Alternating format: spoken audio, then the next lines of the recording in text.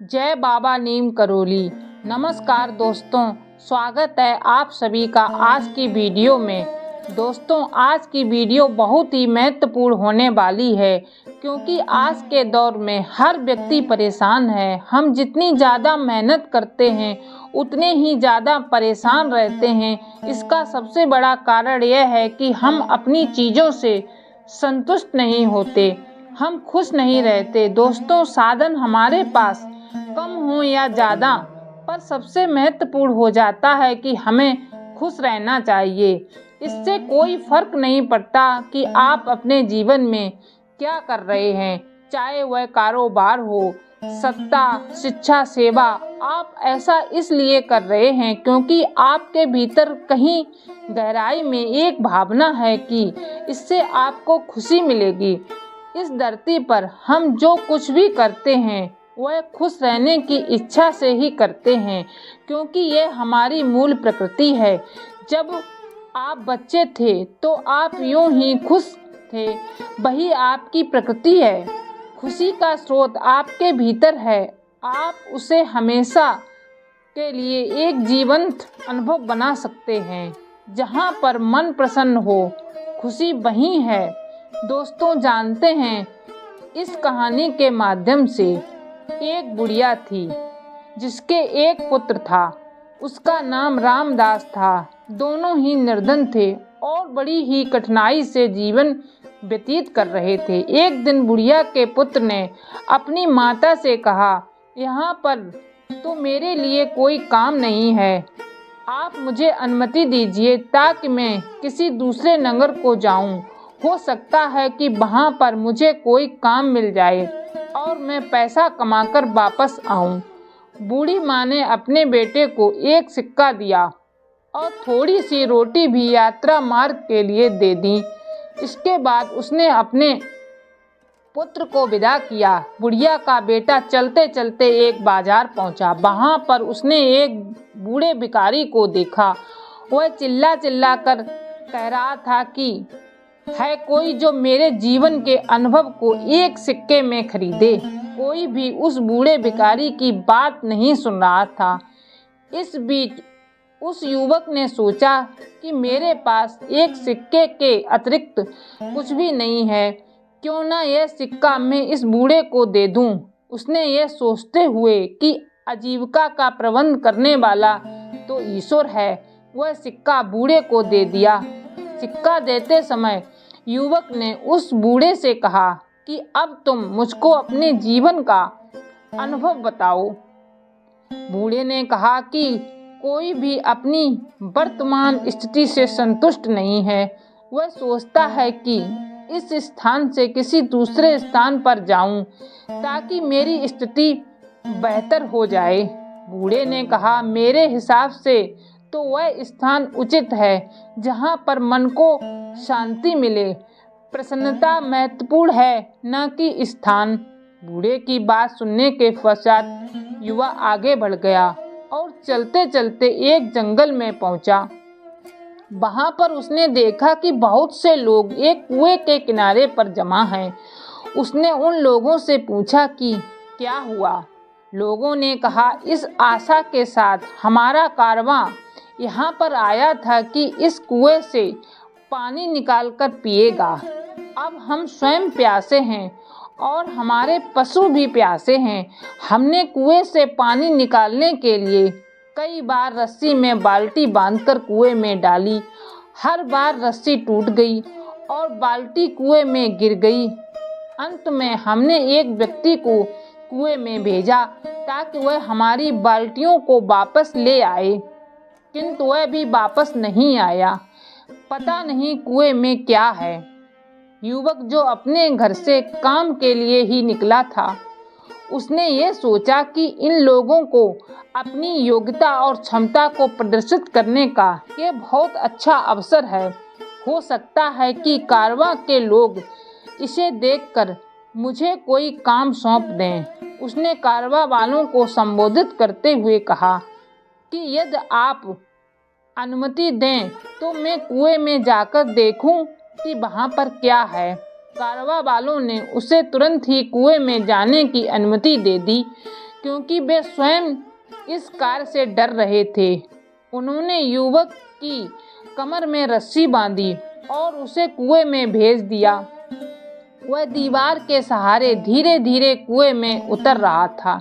जैसे ही वह पानी की निकट पहुंचकर बाल्टियों को ढूंढने का प्रयास कर रहा था, एकदम से उसने एक बहुत बड़े काले देव को देखा। देव ने उससे कहा कि तुम यहाँ पर क्या कर रहे हो? देव को देखकर नौजवान डर गया। उसने देव को सलाम किया। इस पर देव हंसा और बोला, सलाम सुरक्षा लाता है। तुम मुझको एक सज्जन युवक लग रहे हो। मैं तुमसे एक प्रश्न करना चाहता हूँ। यदि तुमने मेरे प्रश्न का सही उत्तर दे दिया तो मैं तुम्हें यह अनुमति दूंगा कि कुएं से पानी लेकर सुरक्षित वापस चले जाओ। यदि तुमने मेरी बात का सही उत्तर नहीं दिया तो मैं तुमको भी उन्हीं लोगों की भांति यहाँ पर बंदी बनाऊंगा जो तुमसे पहले यहाँ पर आए थे। ऐसे में युवक ने सोचा कि तुम्हें क्या परेशानी थी जो यहाँ पर आए, लेकिन अब इन बातों से कोई लाभ नहीं था। अब मुझको ईश्वर पर भरोसा करते हुए देखना यह है कि इस काले देव ने क्या सोच रखा है। यह सोचते हुए उसने देव से कहा, ठीक है, मुझको तुम्हारी बात स्वीकार है। तुम अपना प्रश्न पूछो। देव ने युवा से कहा कि ये बताओ कि खुशी कहाँ है। देव का प्रश्न सुनकर युवा ने कहा कि मालूम है कि खुशी तो धरती पर ही है। फिर उसने सोचा कि यदि मैं उसको यही उत्तर दूंगा तो हो सकता है कि उसे बुरा लगे, क्योंकि उसका घर तो अंधेरे कुएं में है। अभी वह यह सोच ही रहा था कि युवक को बूढ़े फकीर की बात याद आई। बूढ़े की बात जैसे ही उसके मन में आई, वह बहुत प्रसन्न हुआ। इसके बाद उसने देव से कहा कि जानते हो खुशी कहाँ पर है? जहाँ पर मन प्रसन्न है वहीं पर खुशी है। उसकी बात सुनकर देव बहुत प्रसन्न हुआ। उसने कहा कि तुम्हारी बातों से पता चलता है कि तुम बहुत समझदार और अनुभवी हो। तुमसे पहले जिससे मैंने ये प्रश्न किया था उसने मुझसे कहा था कि धरती पर पाए जाने वाले बाग खुशी का स्थल हैं, जबकि मुझको तो यही स्थान अच्छा लगता है और मैं इसे ही पसंद करता हूँ। देव ने कहा कि जाओ, बाल्टियों को ले जाओ, मैं तुमको 3 अनार दूंगा। जब तक अपने घर न पहुँच जाना, किसी से भी इस बारे में कोई बात नहीं करना। युवक ने देव का आभार व्यक्त किया, बाल्टियों को पानी से निकालकर एकत्रित किया और उनको पानी से भरकर वापस ऊपर भेज दिया। उसके बाद वह कुएं से सुरक्षित वापस निकल आया। बाहर आने के बाद उसने देव की कहानी कारवा वालों को सुनाई, किंतु अनार के बारे में उसने कुछ भी नहीं कहा। कारवा वालों से उसका आभार व्यक्त किया। फिर युवक कारवा के साथ अपने नगर वापस आ गया। जब वह अपने नगर पहुंचा तो कारवा वालों ने उसे एक गाय और भेड़ उपहार स्वरूप दी। उन्होंने कहा कि हम कुछ समय तक तुम्हारे नगर में रहेंगे। जब हम यहाँ से वापस जाएंगे तो तुम भी हमारे साथ आ सकते हो और हमारे लिए काम कर सकते हो। इसके बाद युवक ने कारवा वालों से विदा ली और अपने घर की ओर चल पड़ा। अपने पुत्र को देखकर उसकी माता बहुत प्रसन्न हुई। उसने कहा कि बहुत अच्छा हुआ कि तुम आ गए।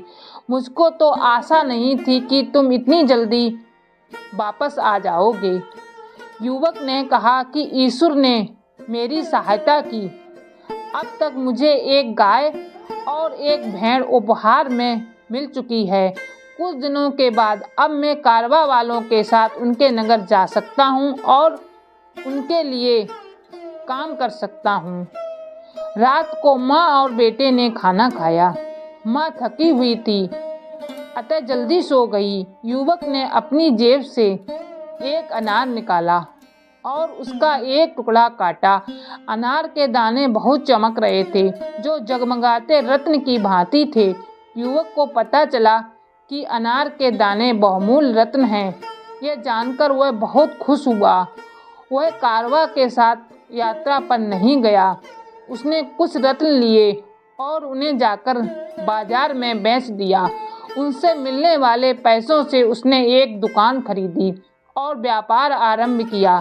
जब भी लोग किसी ऐसे व्यक्ति को देखते हैं जो अनुपयुक्त स्थान पर रहता हो या उसकी आय कम हो और बड़ी कठिनाइयों से जीवन व्यतीत करता हो, लेकिन इन सब के बावजूद भी वह प्रसन्न हो, कम साधन होने पर भी वह व्यक्ति अपने कम साधनों से भी खुश है, संतुष्ट है, वही व्यक्ति दुनिया का सबसे सुखी व्यक्ति है।